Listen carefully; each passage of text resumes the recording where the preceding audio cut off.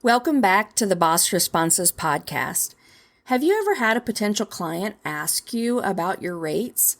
Not what they are, but why they're so high, or said something along the lines of, yeah, I can get that cheaper elsewhere. If you've ever experienced that, you know how frustrating it is. In this episode of the podcast, guest co-host Michelle Garrett and I are going to give our feedback to a question that deals with this very topic.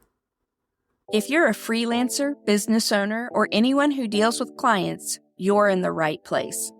I'm your host, Treasa Edmond. I've been dealing with clients and running my business for nearly 2 decades. And in that time, I've dealt with my share of doubt, imposter syndrome, and not knowing what to say when a client asks a question I wasn't ready for. I created this podcast to empower you with the boss responses you need to grow your business. Each week, my guest co-host and I will bring you 5 episodes packed with practical insights. Monday through Thursday, we answer your questions. And Fridays, we dive deep to explore how our co-hosts embraced their role as the boss of their business.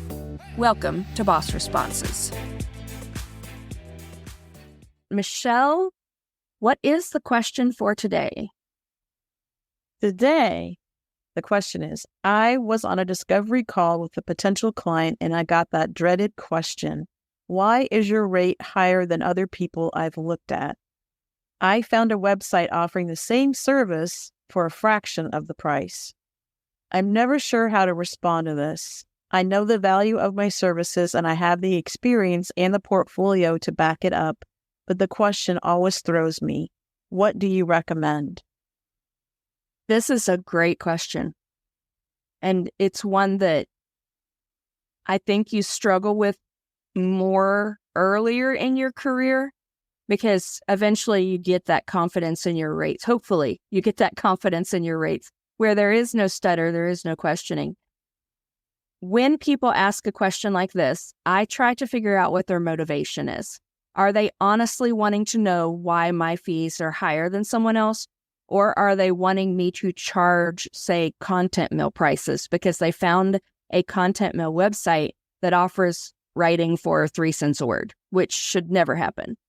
So if their motivation is the first one, if they really truly want to know why my rates are higher, then I will explain the value that my projects bring.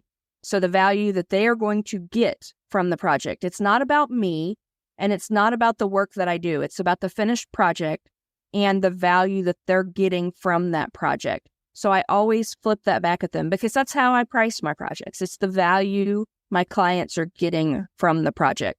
With ghostwriting especially, if you charge per word, you're going to undersell yourself every time anyway. If they are just looking for content mill prices, then I ask them, why are you asking? Is there someone else you found that you would rather work with? Because if so, that's fine. I give them the out immediately so that I don't even have to waste time on that call. One thing I do here, this is part of my client management process. I vet my clients before I talk to them. And part of that vetting process is asking them what their budget is for the project, at least a range. And if they come in with a high budget range, but they ask this question, then they're probably asking a value question. If they lied about their budget range, then this is a really good time to find out about it. So I do my diligence ahead of time, and I'm hardly ever asked this question anymore. I can't remember the last time I was asked this question, actually, because my rates are high.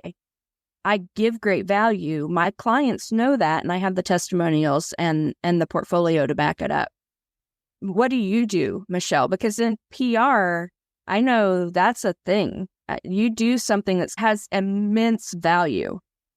Yeah. I mean, it's always an issue because I feel like, well, the advice that I have heard and that I kind of try to live by is that you get what you pay for. And some people are not going to bat an eye about pricing. And then other people will be really sensitive about it, I guess, for lack of a better word. And if they are, they're probably not going to be a great client to work with. Usually, even if you end up like negotiating and maybe you suggest, okay, well, we talked about package A, but maybe package B is better, or like we could take away something and maybe fit your budget this way or try to work it out.